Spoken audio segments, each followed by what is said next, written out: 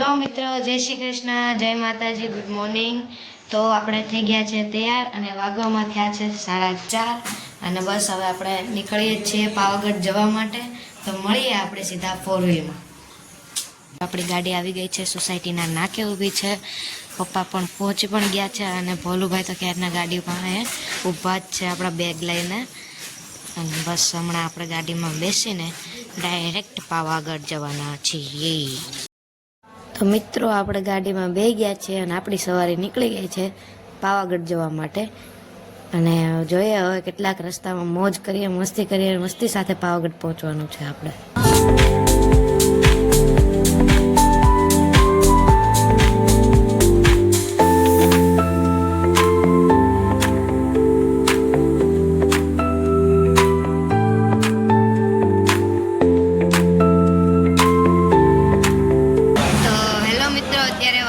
થયા છે 7 અને અમે વડોદરાની હોનેસ્ટ હોટલમાં હોલ્ટ કરવા માટે ઊભા છીએ।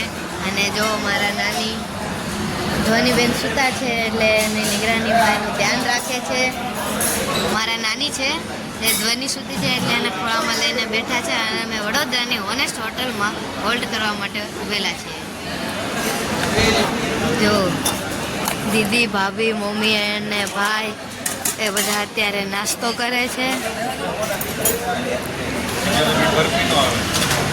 તો મિત્રો હવે આપણે હોટલમાં નાસ્તો કરી લીધો છે, હોલ્ટ કરી લીધો છે અને હવે રવાના થઈએ છીએ પાવાગઢ જવા માટે પાછા। કારણ કે થોડોક પોરો ખાવાનો હતો જે ખાઈ લીધો છે, ફ્રેશ થઈ ગયા છીએ અને હવે પાછી આપણી ગાડી ઉપાડવાની છે છેક પાવાગઢ સુધી।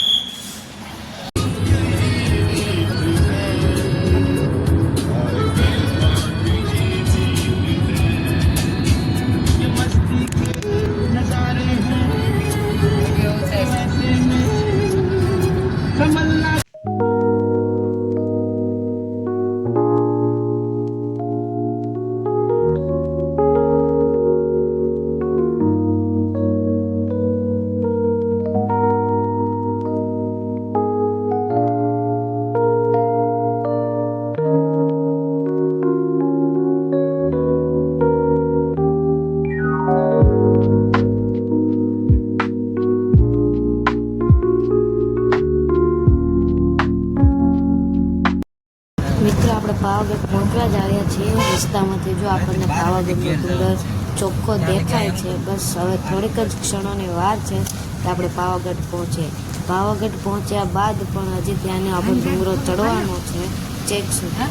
ડુંગરો ચડીને આપણે મા કાળી માના દર્શન કરવાના છે, એ પણ આપણે તમને બતાવશું।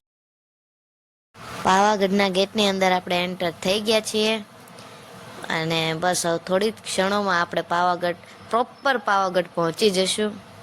અને જોઈએ અહીંના રસ્તા લોકોનું કહેવું છે કે અહીંના રસ્તા બહુ જ વળાંકવાળા છે, આમાં બહુ ગાડી સંભાળીને ચલાવવી પડે એમ છે। જોકે અહીંયા પાવાગઢની સરકારી બસ પણ સરકારે સુવિધા કરી આપી છે, છતાં આપણે રસ્તા જોઈએ કેવાક છે। જો અહીંયાથી ડુંગર ચોખ્ખો દેખાય જ છે આપણને, પણ લાગે ઓરો પણ હજી બહુ ઘણું આગળ છે એમ કહે છે લોકો। હજી તો થોડુંક આઘું છે। આ રસ્તો પૂરો થાય ત્યારબાદ 2000 કરતાં પણ ઉપરના દાદરા ચડવાના છે, ત્યારે માતાજીના દર્શન થાય। મિત્રો ફાઇનલી આપણે પાવાગઢ પહોંચી ગયા છીએ। એવો અમારો કોઈ ફેમિલી ટૂરનો કોઈ પ્લાન નહોતો, પણ મારા નાની ઘણા વર્ષો બાદ સુરત આવ્યા અને સુરતથી પાવાગઢ કમસે કમ 160 કે 200 કિલોમીટર જ છે। તો અમે વિચાર્યું કે નાનીને લઈને જઈને દર્શન કરવા જઈએ।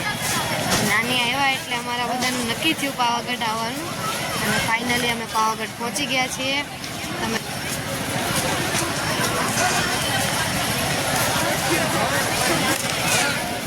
અને અમે કોઈ રોપવે દ્વારા નથી જવાના, અમે બધા જ દાદરા ચડીને જવાના છીએ।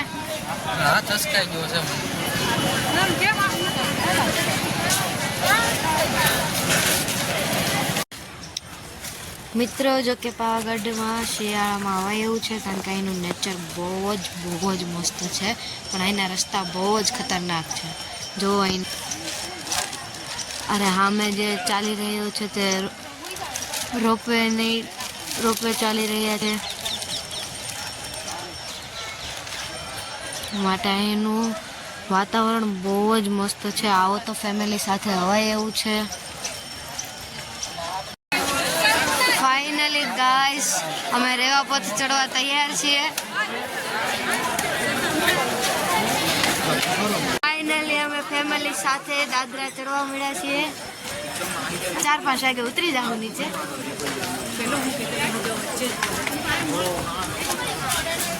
ભોલુભાઈ દાદરા ચડે છે પાવાગઢના ડુંગરના. ખબર નહીં પછી કયા લાયક રે.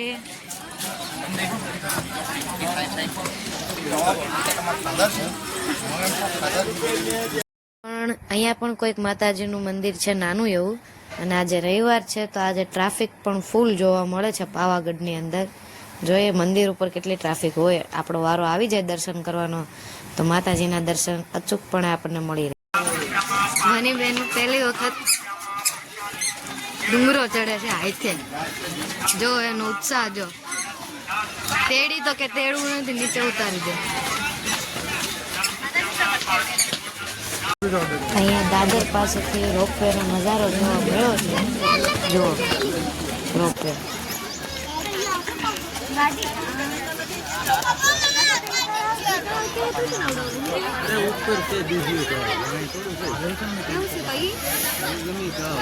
હજી અમે ક્યારના એટલી જ ઊંચાઈ પહોંચ્યા છીએ. હજી પોણો ડુંગરો બાકી છે. હવે આવે છે ફતેહ રાજાએ બનાવેલા 7 કોઠા છે આ જો. અને આપણને થોડીક ભૂખ લાગી હતી તો આપણે મકાઈ લઈ લીધી છે ખાવા માટે. પાવાગઢની અંદર એક પ્રાણી જોવા મળ્યું ખૂબસૂરત. એ છે વાંદરો. જો એના નખરા જો. બધા એને જોવે છે છતાં એને કોઈ ફરક પડતો નથી. અને અહીંયા માતાજીનું નાનકડું એવું મંદિર આવ્યું છે જેના દર્શન કર્યા. તો ફાઇનલી અમે અને બા 2000 જેટલા દાદરા ચડીને પાવાગઢનો ડુંગર પૂર્ણ કર્યો છે. તમે જોઈ શકો છો.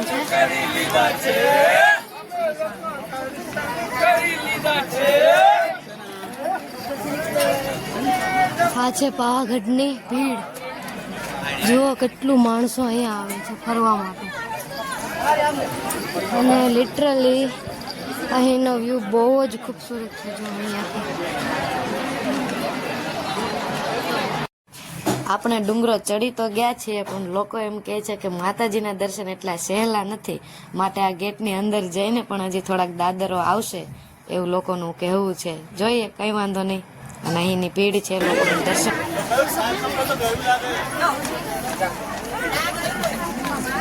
જો અને અમારી ફેમિલી બસ જો આવે જ છે.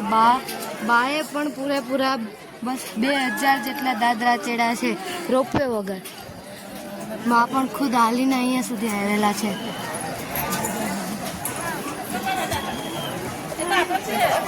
એમ તો દાદર નથી ચડી શકતા છતાં તે 2000 જેટલા દાદરો ચડીને આવ્યા છે.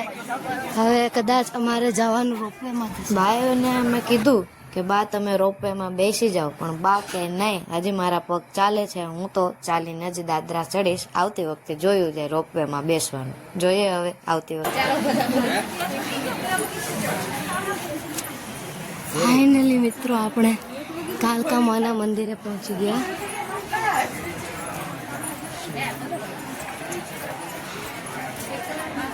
અને અહીંયાથી ચેક ઉપરથી તમારે વ્યૂ જોવો હોય તો તમે જોઈ શકો છો. લિટરલી એકદમ વાતાવરણ શુદ્ધ.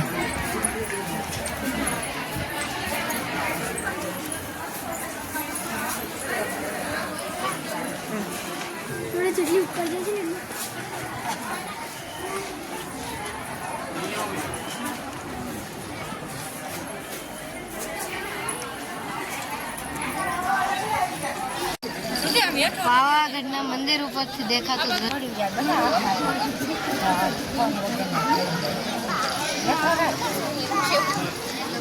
આ છે દૂધિયો તળાવ. પછી સામે જે દેખાય છે તે કિલ્લો છે અને આ બધી મોટી મોટી ખીણો છે. જો હજી થોડાક પગથિયા અમારે ચડવાના બાકી છે. ફાઇનલી મિત્રો મહાકાળી માતાનું મંદિર આવી ગયું છે. તમે જોઈ શકો છો. એમ તો મિત્રો પાવાગઢનો મારો આ પહેલો વ્લોગ છે, પાવાગઢનો નહીં પરંતુ મારી યુટ્યુબ ચેનલનો જ આ મારો ફર્સ્ટ વ્લોગ છે. તો સપોર્ટ કરજો. અને મંદિર આવી ગયું છે, હવે દર્શન કરી લઈએ.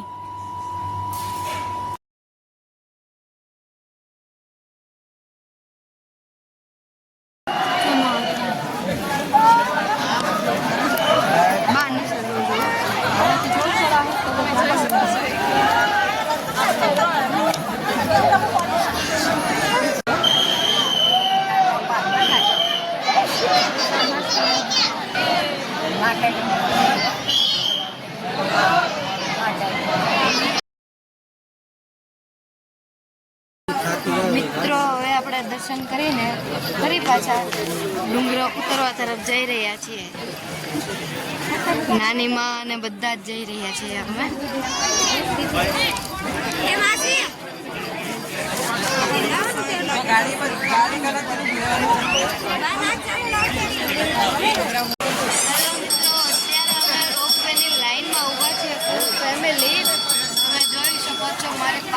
હેલો ફેમિલી, તો ફાઇનલી અમે રોપવેમાં બેસી ગયા.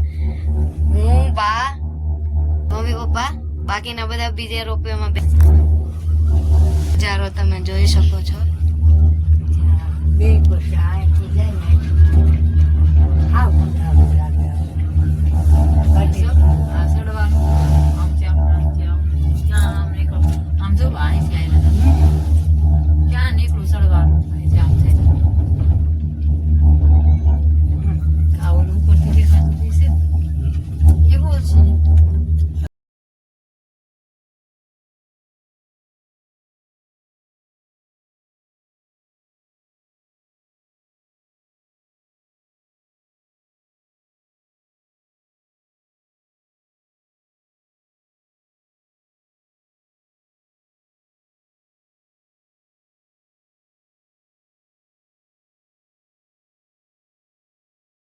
મિત્રો રોપવેમાંથી ઉતરી ગયા.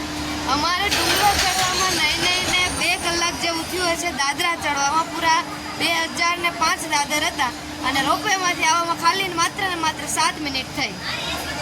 ફાઇનલી ગાઈસ અમે ડુંગરો ઉતરીને અત્યારે નીચે આવી ગયા છીએ અને હવે જમવા માટે જઈએ છીએ. તો હવે કંઈક સારું જમવાનું ગોતશું. અને વાંદરાનો બહુ મારો છે, તમે જોઈ શકો છો. જો અહીંયા અઢળક વાંદરાઓ છે. જો પાવાગઢ બેસ્ટ જગ્યા છે ફેમિલી સાથે ફરવા માટે. તો આવો તમે પણ તમારી ફેમિલી સાથે.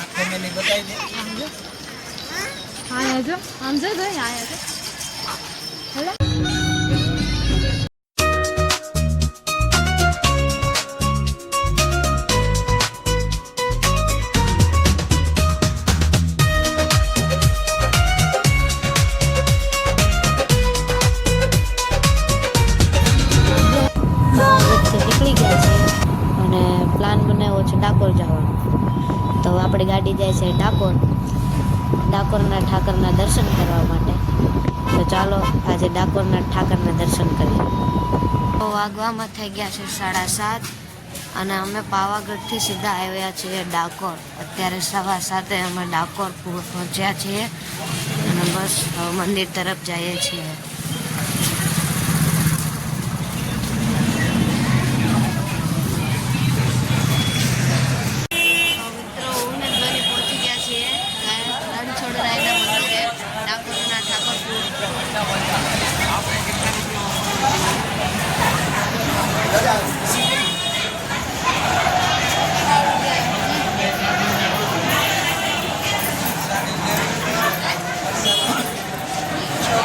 આ છે ડાકોરના ઠાકોરનું મંદિર. ડાકોર મંદિરની અંદર ફોટા પાડવાની કે કેમેરો લઈ જવાની સખ્ત મનાઈ છે. એટલે માત્ર આપણે બહારથી જ મંદિર બતાવી શકશું મિત્રો, કારણ કે અંદર તો ફોટા પાડવાની મનાઈ છે અને નિયમોનું ઉલ્લંઘન કરવું એ શક્ય નથી. માટે આપણે બહારથી જ મંદિરના દર્શન કરી લઈએ.